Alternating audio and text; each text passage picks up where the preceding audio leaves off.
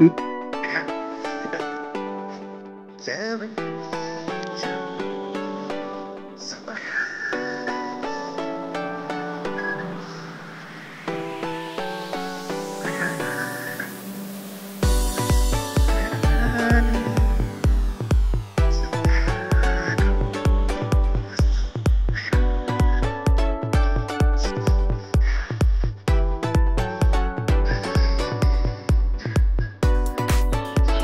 আলাইকুম সুপ্রিয় দর্শক, আশা করছি আপনারা সবাই ভালো আছেন। সবাইকে খামার বিডি নতুন একটি পর্বে স্বাগতম জানাচ্ছি। আমি শামীম আহমেদ।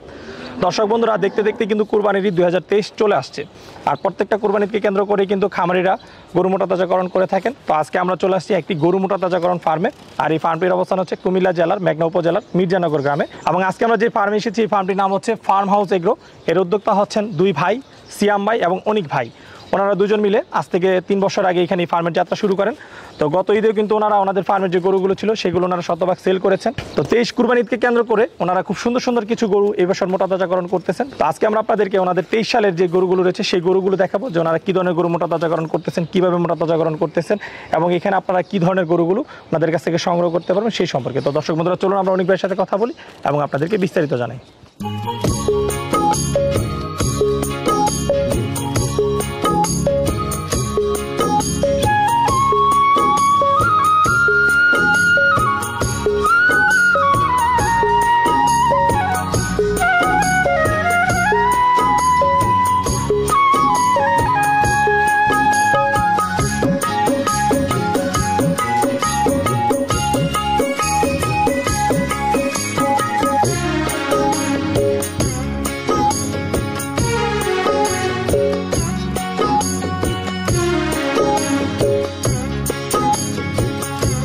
আসসালামু আলাইকুম ভাইয়া। ওয়ালাইকুম আসসালাম, কেমন আছেন ভাইয়া? জি আলহামদুলিল্লাহ ভালো আছি, আপনি কেমন আছেন? আলহামদুলিল্লাহ খুব ভালো আছি।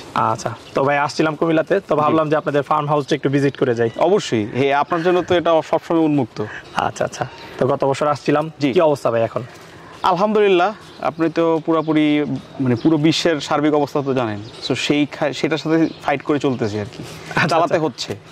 আচ্ছা আচ্ছা, তবে এই বছর কুরবানিকে কেন্দ্র করে কতগুলো গরু মোটা তাজাকরণ করতে? এই পর্যন্ত আছে 36টা বড় বড়, আর আরও আমরা কালেকশন শুরু করে দিয়েছি। এগুলো ছোট, আমার কিছু ছোট গরুর চাহিদা রয়েছে। তো টার্গেট আছে 60টার মতো এই বছর। জি আচ্ছা, তো গত কুরবানিতে যেগুলো করেছিলেন সবগুলো কি সেল হয়েছিল? আলহামদুলিল্লাহ 100% সেল। 100%? জি। আচ্ছা আচ্ছা, ফার্ম থেকে হয়েছিল না কিছু হাটেও নেওয়া হয়েছিল? ফার্ম থেকে আপনার 70% হয়েছে, 30% আমি হাটে নিয়ে গিয়েছিলাম গাবতলীতে, সেখান থেকে সেল হয়েছে। আচ্ছা আচ্ছা, আমরা যদি একটু ব্যবসায়িকভাবে জানতে চাই যে আসলে যে অবস্থা সেখানে কতটুকু সফল ছিলেন গত বছর? গত বছর আলহামদুলিল্লাহ প্লাস মাইনাস করে আমার মোটামুটি ভালোই এসেছে। আচ্ছা, আর গত বছর গরুর একটা সংকট ছিল, বাট ওই সংকটের কারণে যে আমি গরুর প্রাইস বাড়িয়ে দিব বা বাজারে গরুর সারপ্লাস থাকলে আমার প্রাইস কমে যাবে এরকম না। আমি আমার যে প্রাইস রেঞ্জ চেয়েছিলাম ওটার আশেপাশে হলে আমি ছেড়ে দিয়েছি। এতে করে কাস্টমাররা একটা ইম্পর্টেন্ট জিনিস কি, হাটের মধ্যে গরু বিক্রি করে ওনারা যে কাস্টমার আমার কাছ থেকে নিয়েছেন তারা খুব স্যাটিসফাইড এবং তারা আমার সাথে যোগাযোগ করছে আমার ফার্মে আসার জন্য। আচ্ছা আচ্ছা, সো আমি হাটের থেকে একটা মানে এক শ্রেণী কাস্টমার পেয়ে গেছি যারা এখন আমার ফার্মমুখী হয়ে গেছে। আচ্ছা আচ্ছা, যারা এই বছর আপনার কাছে গরু নিতে এক্স্যাক্টলি, এবং এটার কারণটাই হচ্ছে কি আমার ওই প্রাইস রেঞ্জটা, আমি ওই অভাব দেখে আমি দাম বাড়াই দিলাম, চাহিদার আছে বেশি কিন্তু যোগান কম, সেটা না, তারা তাদের প্রাইস সেই সুযোগটাকে কাজে লাগান নাই না। আমি চিন্তা করছি যে আমার একটা সম্পর্ক দরকার। আজকে আমি তার কাছ থেকে 50,000 টাকা বেশি লাভ করলে সে আমার কাছে আসবে না, কিন্তু আমি ওনার কাছ থেকে 10,000 করে 5 বছর লাভ করবো, তাহলে আমার 50,000 আসলো। ঠিক আছে, তবে ঠিক আছে, চলেন আমরা প্রথমে আপনার গরুর কালেকশনগুলো দেখি, তারপর আমরা এগুলো লালন পালন সহ নিয়ে আরো বিস্তারিত কথা বলবো। অবশ্যই, প্লিজ। তো অনেক ভাই কয়েকটা গরু ডিসপ্লে করা দেখতে পাচ্ছি, এগুলো কি বড় বড় গরু? এইটা আমার ফার্মের লাল বড় কালেকশন। লালের মধ্যে বড় কালেকশন? জি, লাল। আচ্ছা আচ্ছা, তো প্রথমে যে গরুটা দেখতেছি এটা সম্পর্কে একটু জানতে চাই, কি জাতের গরু এটা? এইটা একটা শাহিওয়াল ব্রিডের গরু। আচ্ছা, এটা আমার হাটের থেকে কালেকশন করা। এইটা হচ্ছে গিয়ে আপাতত আছে হচ্ছে গিয়ে 600 কেজি। আপাতত 600 কেজি? জি, স্কেলের মাপে। আর আমার টার্গেট হচ্ছে কি ঈদ পর্যন্ত এটাকে 700-র কাছাকাছি নেওয়া। 700 পারবো না, আমার কাছে 3 মাস আছে, সো 3 মাসে 90 দিন আমাকে যদি 700 ধরতে হয় তাহলে আমাকে 1 কেজির বেশি বাড়াইতে হবে। আচ্ছা, উইচ ইজ নট পসিবল। এখানে অনেক ধরনের সমস্যা থাকতেই পারে, রোগ হইতে পারে বা কিছু হইতে পারে। কাছাকাছি 700 ইচ্ছা আছে। আচ্ছা, গরুটা তো হাট থেকে সংগ্রহ করা ছিল? জি। কতদিন আগে সংগ্রহ? এটা আমি ডিসেম্বরে কালেকশন করেছি। আর ইন্টারেস্টিং ব্যাপার হচ্ছে গিয়ে আমাদের মেঘনা উপজেলায় যে প্রাণী সম্পদ যে মেলাটা হয়েছে সেখানে ও ফার্স্ট হয়েছে। আচ্ছা ফার্স্ট হয়েছে। জি। আচ্ছা আচ্ছা যাক, তাহলে এটা আমরা বলতে পারি যে এটা কি বড়র দিকে ফার্স্ট হয়েছে না সৌন্দর্যের দিক দিয়ে? সব দিক থেকে সে ফার্স্ট এই মেঘনা উপজেলা। জি, মেঘনা উপজেলা যতগুলো গরু উঠেছে তার মধ্যেও ফার্স্ট মেলাতে। জি, প্রাণী সম্পদ মেলাতে। আচ্ছা আচ্ছা ঠিক আছে। তো ভাই এই যে গরু সংগ্রহ করেন হাট থেকে, কি দেখে আসলে সংগ্রহ করা হয়? আমার বেসিক্যালি হচ্ছে গিয়ে আমরা কুরবানির সময় গরু কিনতে গেলে তো সবাই একটা কথাই বলে যে লাল গরু। আচ্ছা তো এই লাল গরু প্লাস হচ্ছে গিয়ে চুট বড়, শিংগুলো সুন্দর, চেহারাটা সুন্দর, নাভি কম্বল, চারটা পা মোটা মোটা, লেজটা অনেক বড়, এই সমস্ত জিনিসগুলো দেখি বেসিক্যালি কালেকশন করা। আচ্ছা, আর মাশাআল্লাহ আপনি যে গরুটা সংগ্রহ করছেন এক কথা কিন্তু অসাধারণ গরু, গলা Thank কম্বল সবকিছু মিলে তার লুকিংটাই অন্যরকম। জি। যে কেউ দেখলে তার পছন্দ হবে। জি জি। আচ্ছা ঠিক আছে। এটার নাম আছে, কিন্তু এটার নাম হচ্ছে পুষ্পা। পুষ্পা। জি। আচ্ছা, এটা হচ্ছে গিয়ে মেঘনার পুষ্পা। মেঘনার পুষ্পা। জি। আচ্ছা, নাম কি আপনি রাখছেন? জি, আমি রেখেছি। আচ্ছা, আর অন্যান্য গরুর নাম আছে? হ্যাঁ হ্যাঁ, আমার সব প্রত্যেকটা গরুর নাম আছে। প্রত্যেকটা গরু? হ্যাঁ। আচ্ছা হ্যাঁ, ভুলে গেছি, গত বছর আসছিল তখনও বিভিন্ন নাম ছিল গরু। মেসি ছিল। আচ্ছা জি ঠিক আছে, তো চলেন পুষ্পার পরে কি দেখি আমরা। পুষ্পার পরে যেটা দেখতে পাচ্ছি এটার নাম কি? এটা হচ্ছে রকি। রকি। জি। আচ্ছা, আপনি মনে হয় হিন্দি মুভিগুলো একটু বেশি করেন না? ওর এগ্রেসিভ লুকসটার কারণে ওকে আমি রকি নাম দিছি। আচ্ছা আচ্ছা বুঝতে পারছেন? এটা একটা শাহিওয়াল ব্রিডের গরু। ওর হচ্ছে কি নতুন 4 দাঁত, এটাও কিন্তু 4 দাঁত, পুষ্পাও 4 দাঁত, এটাও নতুন 4 দাঁত। ঠিক আছে, নতুন 4 দাঁত। জি। আচ্ছা, রকির ওজন আছে কতটুকু? রকির ওজন হচ্ছে 550 কেজি। 550? জি। টার্গেট হচ্ছে 650 ঈদ পর্যন্ত। ঈদ পর্যন্ত, বাকিটা আল্লাহ মালিক।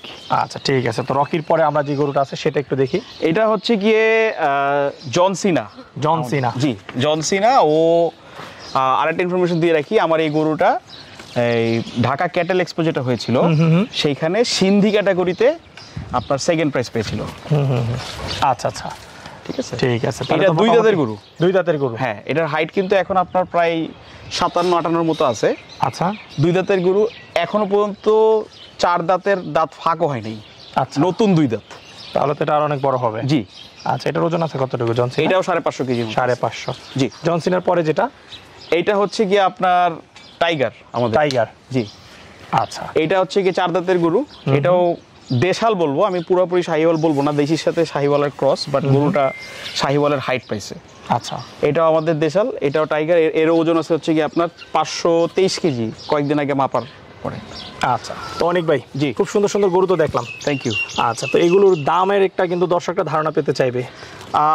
এই মুহূর্তে আমি দাম বলতে চাচ্ছি না, কারণ ভবিষ্যৎ কী হবে সেটা তো আমরা কেউ জানি না। চেষ্টা করব আমি যেগুলো বলেছি সেই অনুপাতে ওজনগুলো নিয়ে যাওয়ার, প্লাস গরুগুলোকে আরও সুন্দর করে তোলার। সো ওই এখন আমরা সবাই জানি যে হচ্ছে গিয়ে বাজারের অবস্থা কীরকম। শবে বরাতের সময় 750-800 টাকা কেজি মাংস বিক্রি হচ্ছে, তো নো ওয়ান্ডার ঈদের সময় 1000-1200 কেজি মাংস হইতেই পারে। সেটা বলতেছি না, বাজারের অবস্থা যাই থাকুক, আমি কাস্টমারকে এতটুকু এনশিওর করবো যে আমি রিজনেবল প্রাইসে গরু দিব।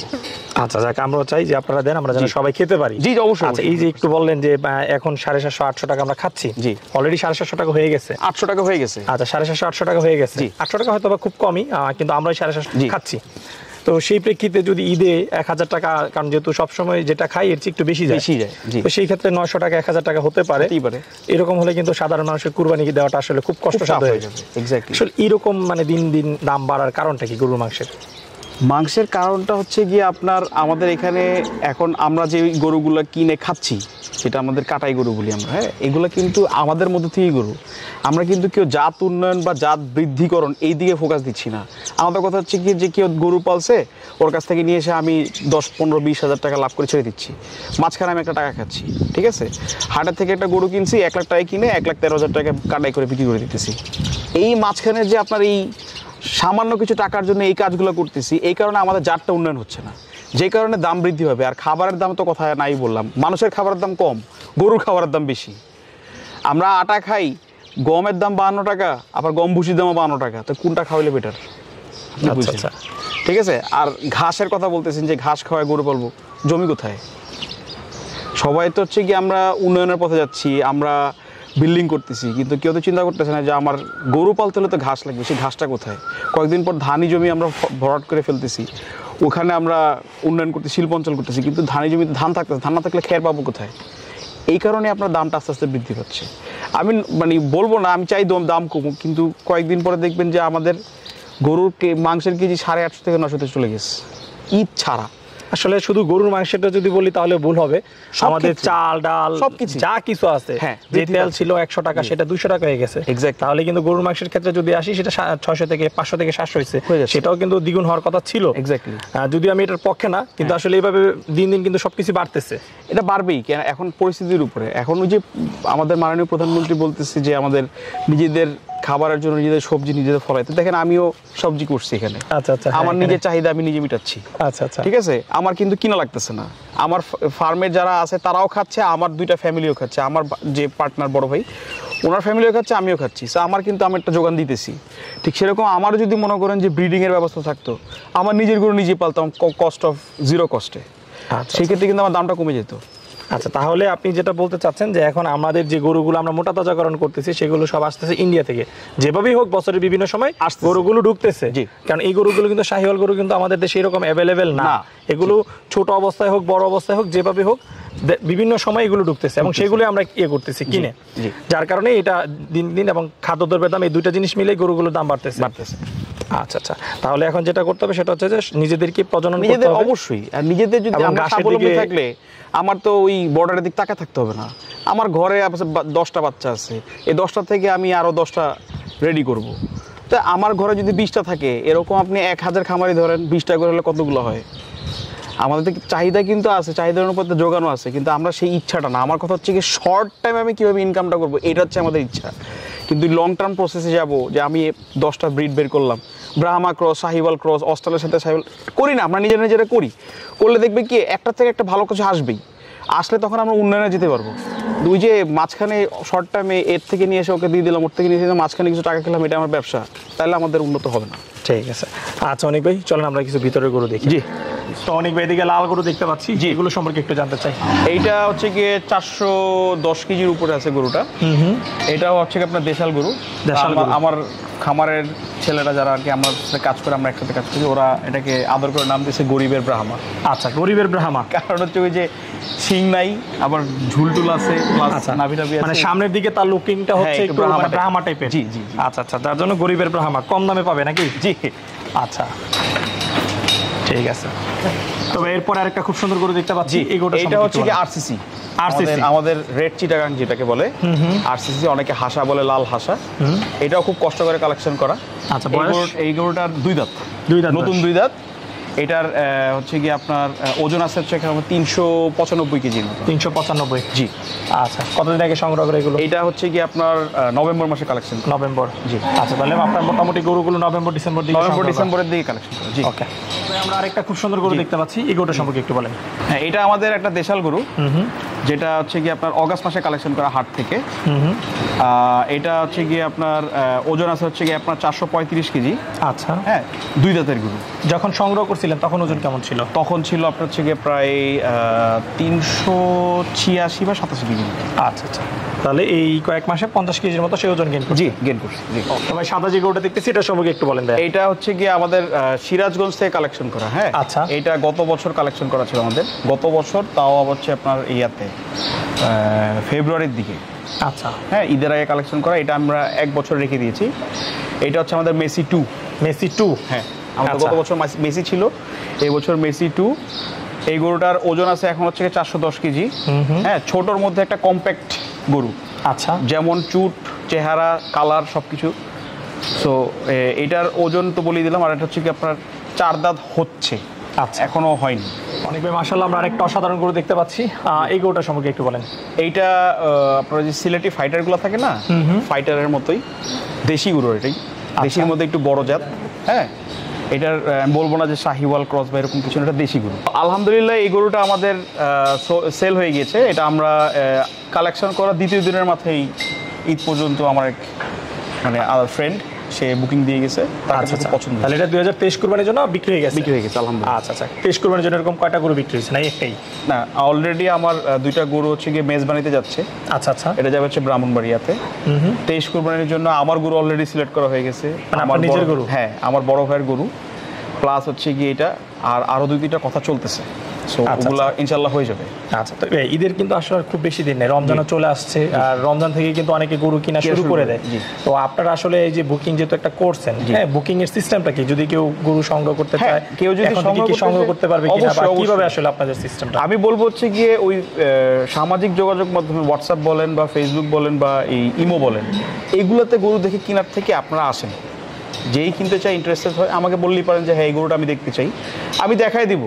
কিন্তু মোবাইলে দেখা আর সচক্ষে দেখা একটা ডিফারেন্স আছে। কুরবানির গরু তো অবশ্যই দেখি, নিজে দেখা খুবই ভালো। এটা যে আমি ফার্মের জন্য কিনতেছি না, যে আমি এটা পালবো, করবো, এক্স্যাক্টলি, এটা আমি আল্লাহর রাস্তায় কুরবানি নিজে পছন্দ করে গেলে। আর কেউ যদি এখন বুকিং দিয়ে দেয়, আমাদের বুকিং শুরু হয়ে গিয়েছে। আচ্ছা, কেউ যদি এখন বুকিং দিয়ে যায়, আমরা প্রত্যেক মাসে এরকম হলে প্রত্যেক উইকে তাকে আমরা আপডেট দিব যে আপনার গরুর এই অবস্থা, এরকম ওয়েট গেইন করতেছে। আচ্ছা, এখন যদি আমি একটা গরু বুকিং করতে চাই, তার দামের কত % টাকা আপনাকে পেমেন্ট করতে হবে? 25% টাকা। 25%? জি। আর বাদ বাকি ঈদের আগে আমি গরু পৌঁছে দেওয়ার পর আমাকে দিবে। আচ্ছা আচ্ছা, ঠিক আছে।